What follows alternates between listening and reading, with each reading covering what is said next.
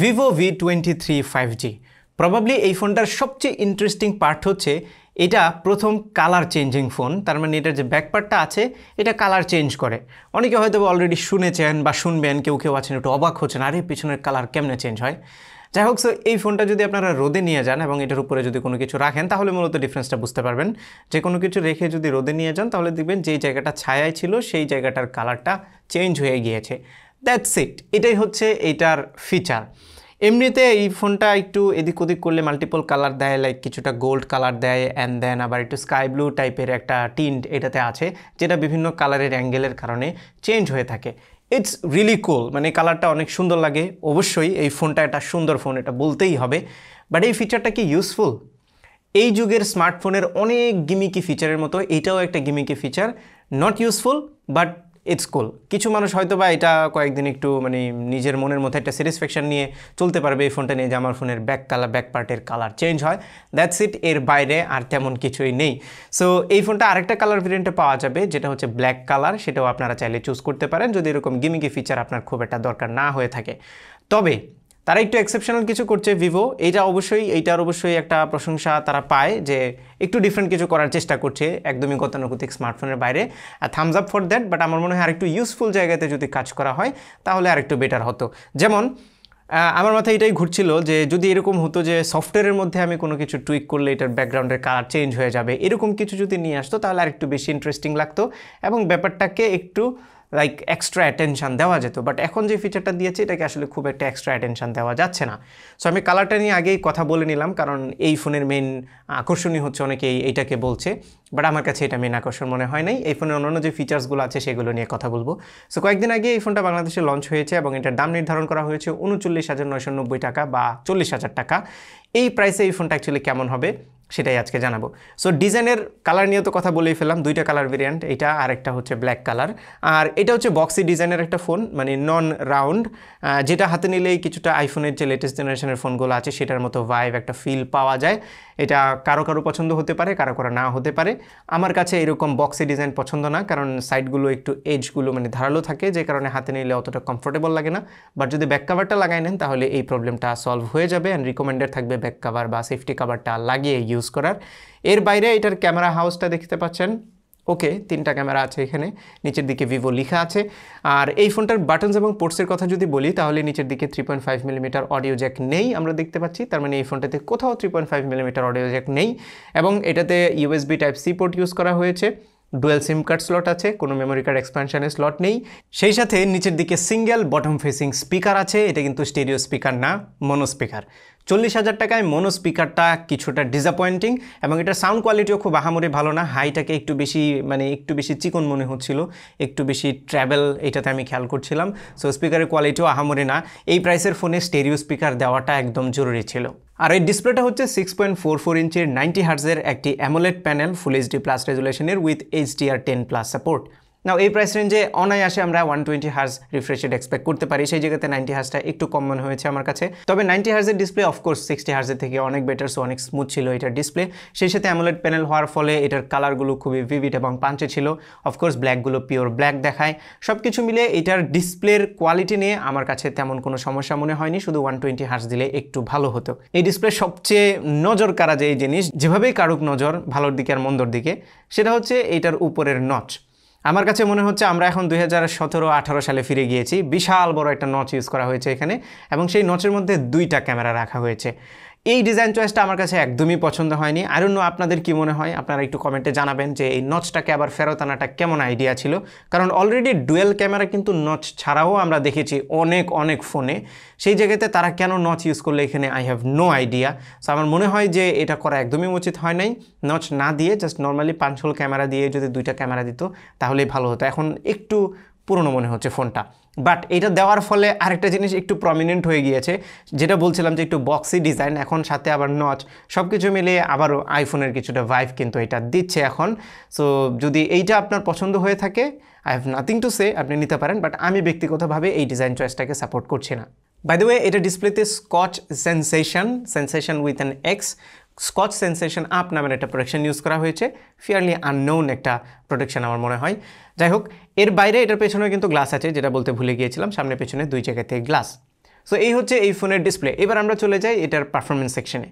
So এটা একটা 5G phone এবং এইটাতে ইউজ করা হয়েছে মিডিয়াটেকের ডাইমেনসিটি 920 5G SoC, যেটা কর্টেক্স A78 এবং কর্টেক্স A55 বেসড। দুইটা কোর হচ্ছে 78 আর বাকি 6টা কোর হচ্ছে কর্টেক্স A55 বেসড, এবং এটার যে জিপিইউ আছে সেটা হচ্ছে মালি G68 MC4। পাশাপাশি এটাতে 8GB র্যাম আছে আর 128GB হচ্ছে ইন্টারনাল স্টোরেজ, আর ভার্চুয়াল র্যাম আছে এটাতে 4GB, যেটা আপনারা চাইলে এক্সটেন্ড করে নিতে পারবেন। সফটওয়্যার এন্ডে এটাতে Android 12 ইউজ করা হয়েছে on top of FunTouch OS 12, যেটা ভিভোর নিজস্ব ইউআই।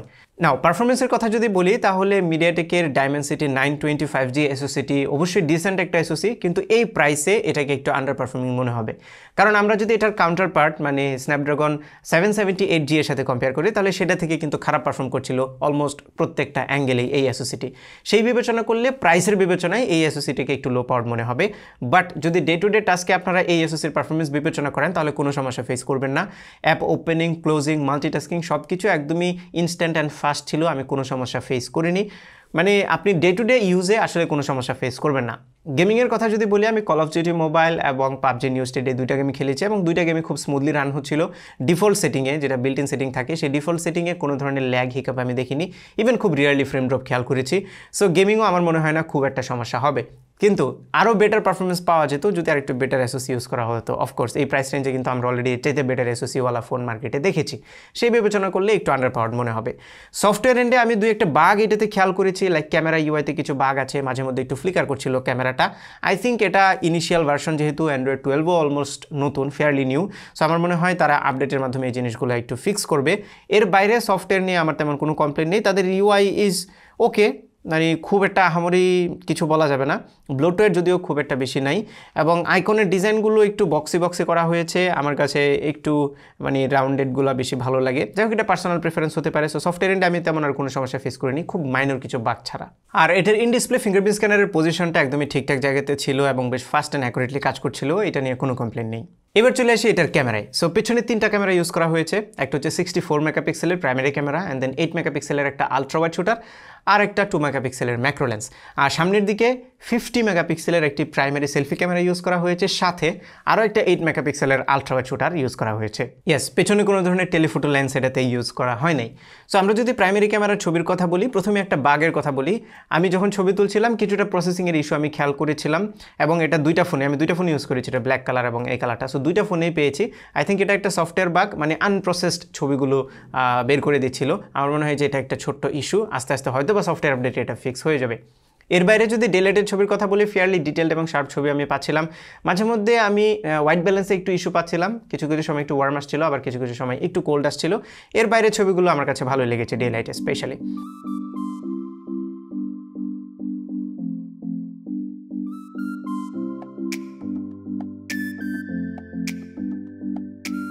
লো লাইটে চলে আসলে লো লাইটের পোর্ট্রেট আমার কাছে সবচেয়ে বেশি ভালো লেগেছে এই ফোনের ক্যামেরার, মানে সব কিছু মিলিয়ে। লো লাইটে যে রেয়ার থেকে পোর্ট্রেটগুলো আসে সেগুলো খুবই ভালো আসে, ব্যাকগ্রাউন্ডের বোকে, ব্লারিনেস সব কিছু মিলিয়ে আমার কাছে অনেক ভালো লেগেছে।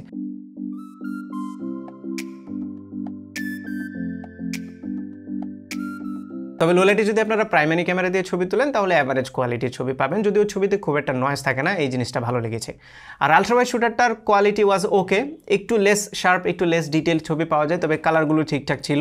প্রাইমারি ক্যামেরার সাথে তো অবশ্যই কম্পেয়ারেবল না, চালিয়ে নেওয়ার মতো ছবি পাওয়া যায়, বেশ ওয়াইড ছবি ক্যাপচার করতে পারবেন আলট্রা ওয়াইডটা দিয়ে। আর মাইক্রো লেন্সটা খুব একটা ইউজফুল আমার কাছে মনে হয় নাই, it's a gimmick.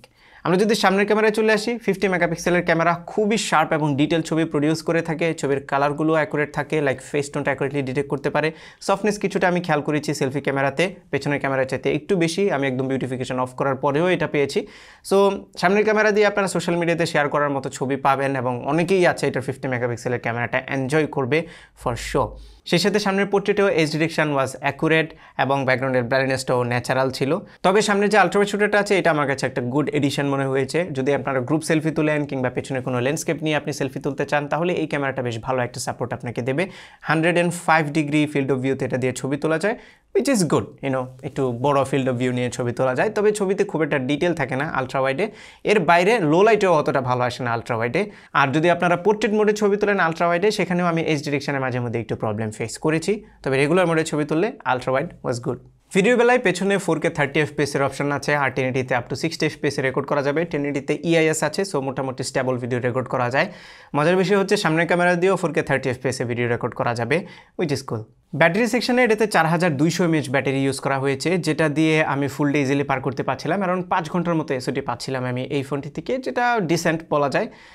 4000 mAh battery একদমই স্ট্যান্ডার্ড ছিল, আরও 200 mAh অ্যাড করা হয়েছে, উইচ ইজ গুড। তবে এটার বক্সে 44 ওয়াটের যে ফাস্ট চার্জারটা ইনক্লুড করা থাকবে, সেটা দিয়ে আপনারা 70%-এর মতো চার্জ করে ফেলতে পারবেন around 35 minutes, which is crazy fast. So আমার মনে হয় না যে চার্জিং নিয়ে কোনো সমস্যা হবে, তবে এটাতে ওয়্যারলেস চার্জিং নেই। এর বাইরে এটাতে ওয়াইড ব্যান্ড লেভেল 1 সার্টিফিকেশন আছে, এটার ইয়ারপিসের কোয়ালিটি ভালো ছিল, সব ধরনের সেন্সরও এই ফোনটিতে আছে। সো 40,000 টাকায় এই ফোনটা কিনবেন কি কিনবেন না? প্রথমত এই যে সানশাইন গোল্ড কালারটা, এটার সাথে স্টারডাস্ট ব্ল্যাক দুইটা আছে। সো কালারগুলো দেখে যদি আপনার পছন্দ হয়, ফোনটা সুন্দর নিঃসন্দেহে, আপনি হাতে নিয়ে দেখতে পারেন শোরুমে গিয়ে, দেখে যদি পছন্দ হয় আপনি নিতে পারেন, কোনো সমস্যা নেই। বাট 40,000 টাকার প্রাইস ট্যাগটা আমার কাছে একটু বেশিই মনে হচ্ছে। এটার দাম যদি 30 থেকে 35,000 টাকার মধ্যে হতো তাহলে আমার মনে হয় যে ভালো একটা প্রাইস হতো এবং রিকমেন্ড করা যেত 100%। আর 40,000 টাকা প্রাইস যদি রাখাই হয় তাহলে এটাতে স্টেরিও স্পিকার, একটা টেলিফোটো লেন্স, একটু slightly better SOC, 120 hertz refresh rate এবং এই নচটা সরিয়ে এখানে ক্যামেরা কাট আউট, এই জিনিসগুলো ইনক্লুড করলে 40,000 টাকা মানা যেত। এখন আমার কাছে একটু বেশি মনে হচ্ছে। সো এই ছিল আমাদের আজকের ভিডিও। আশা করি ভিডিওটি আপনাদের কাছে ভালো লেগেছে। যদি ভালো লেগে থাকে তাহলে ভিডিওতে একটা লাইক দেবেন, কমেন্ট করে জানাবেন কেমন লাগলো। আপনার ফ্রেন্ডদের সাথে শেয়ার করতে একদমই ভুলবেন না। আমার পেজে ফলো এবং চ্যানেলে সাবস্ক্রাইব তো মাস্ট। দেখা হবে পরবর্তী ভিডিওতে। Till then take care. আসসালামু আলাইকুম।